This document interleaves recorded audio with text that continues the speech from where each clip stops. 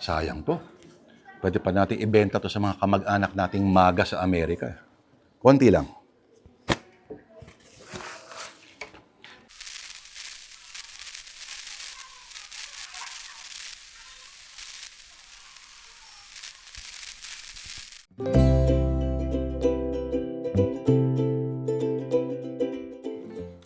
How many armies does the Pope have? Or how many divisions does the Pope have?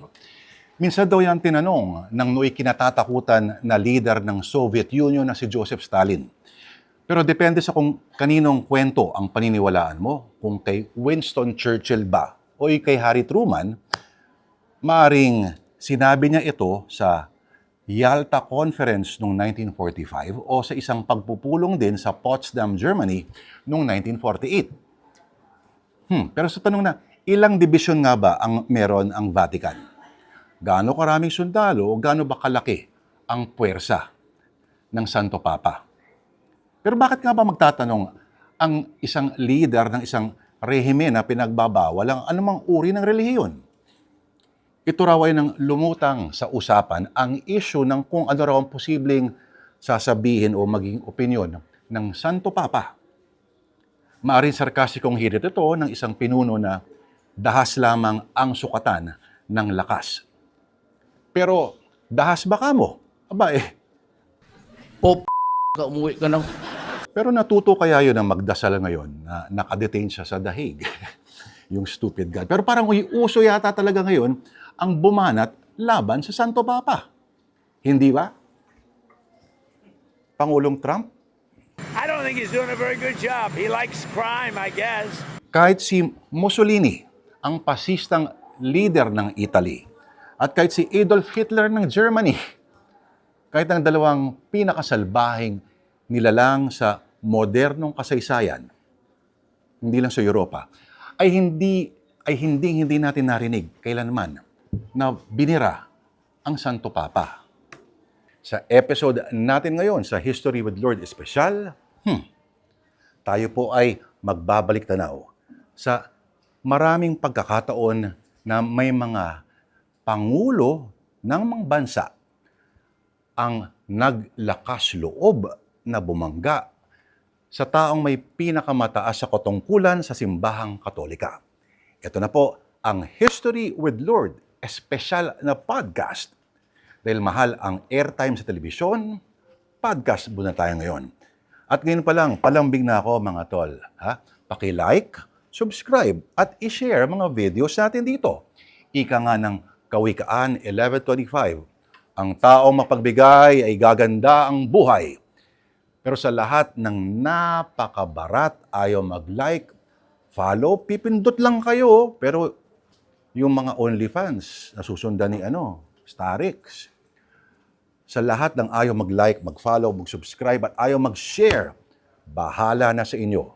At kayo rin, ang babala ayon kay Samuel Jackson. I will strike down upon thee with great vengeance and furious anger those who attempt to poison and destroy my brothers. And you will know my name is the Lord when I lay my vengeance upon thee. And I will strike down upon thee with great vengeance and fierce anger. And you will know that my name is the Lord when I lay vengeance upon thee. Okay, dito tayo magsisimula sa sikat na meme na pinost pero agad ding binura ni Pangulong Donald Trump matapos sila magsagutan sa media ni Pope Leo tungkol sa giyera ng US at Iran.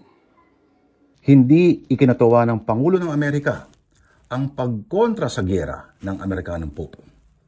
Bigla itong nagpost na nagsimula sa hirit na Pope Leo is weak on crime. Uy, ano ba akala mo sa Santo Papa, si Batman? At kaya lang daw ito naging kapalit ni Pope Francis. Itong tubong Chicago na si Robert Francis Prevost ay dahil siya ay Amerikano.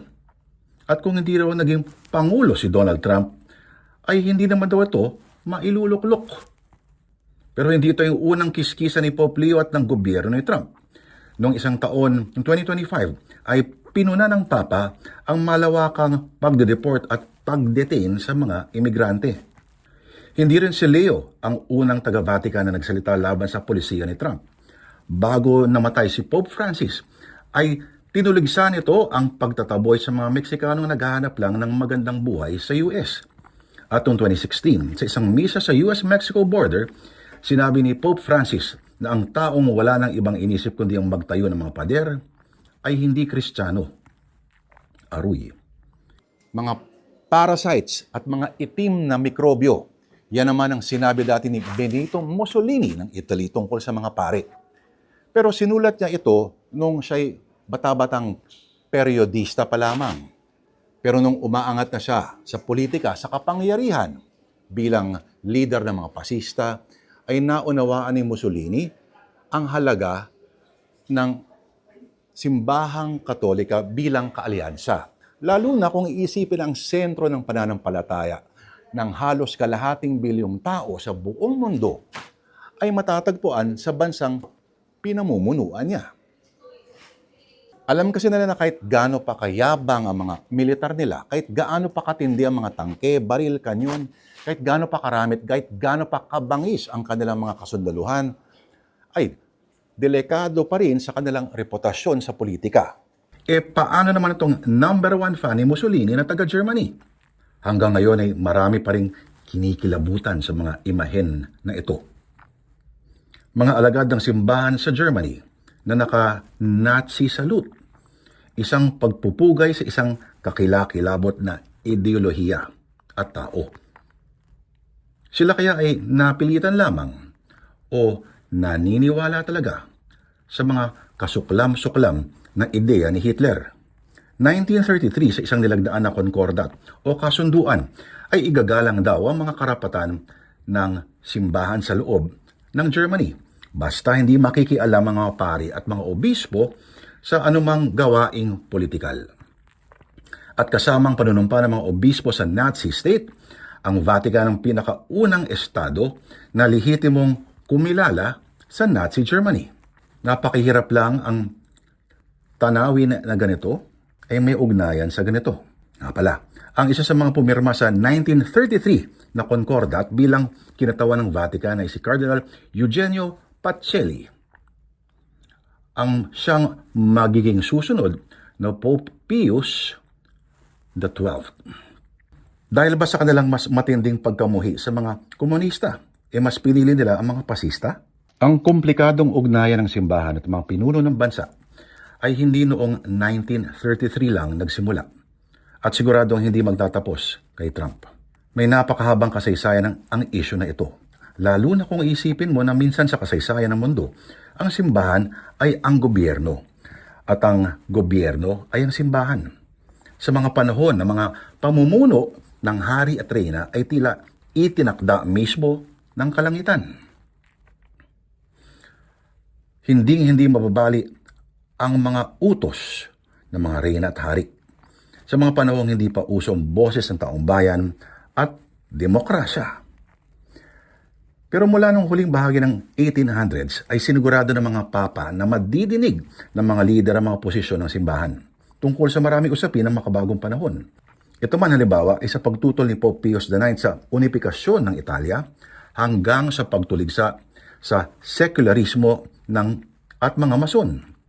Hanggang sa pagtuligsa sa sekularismo at sa gawain ng mga mason.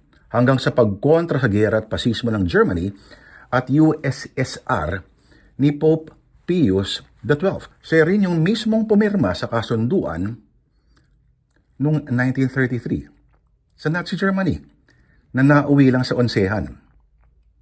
Hanggang sa tindig ni Pope John Paul II para sa human rights, kalayaan sa pananampalataya at ang laban sa komunistang mga rehimen. Pero alam niyo ba, na dalawang Santo Papa na ang nakadaupang palad ni Ferdinand Marcos Sr. Ang dalaw ni Pope John Paul II noong 1981 ang isa sa mga naging dahilan para iangat daw kuno ang martial law. Pero, may mas naunang dumalaw pa. No? Ang unang dumalaw ay Nako, noong 1970, mga kapatid, si Pope Paul VI. Oo, unang dumalaw na nga, may sumubok pang pumatay sa kanya sa pamamagitan ng pananaksak. At kung paniniwalaan mo ang diary entry ni Marcos, ay siya raw, si Ferdinand Marcos Sr., ang nagligtas sa buhay ng Santo Papa nang may sumubok na patayin si Pope pagkarating sa Manila International Airport. Sa kanyang tala ay parang action star daw ang mga galawan ni Apo Makoy.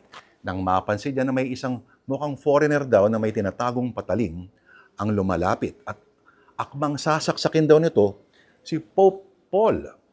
Buti na lang at biglang mabilis mag-isip si Apo Makoy at binigyan daw ng matinding karate chop ang kamay na may hawak na patalim at 2 beses tinadyakan ang suspect na kalaunan ay kinilala bilang si Benjamin Mendoza, isang pintor mula sa bansang Bolivia na 2 taon na palang nakatira sa Pilipinas.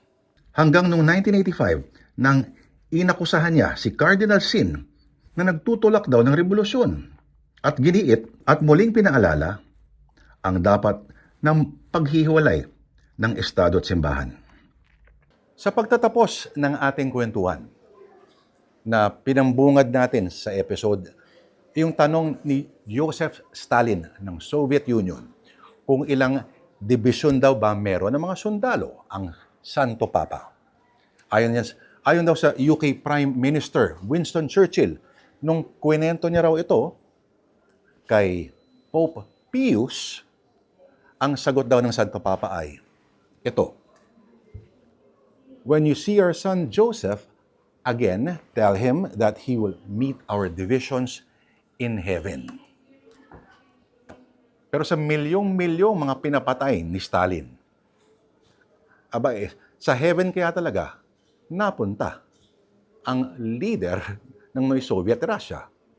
At nga pala, etong idol natin na napakahusay sumayaw, si Donald Trump ng Amerika. Kung sakali, saan kaya sila magkikita? Yan na naman po ang isang episode ng History with Lord Espesyal. Sa lahat po ng nais sumuporta, simple lang po ang aming hiling. Share, like, subscribe. Lalong-lalo na yung share para mas marami tayong makasama. Ako po si Lord De Vera nagsasabing, kung wala tayong kasaysayan, wala tayong saysay. At wala kang saysay kung hindi ka sanay na sumayaw ng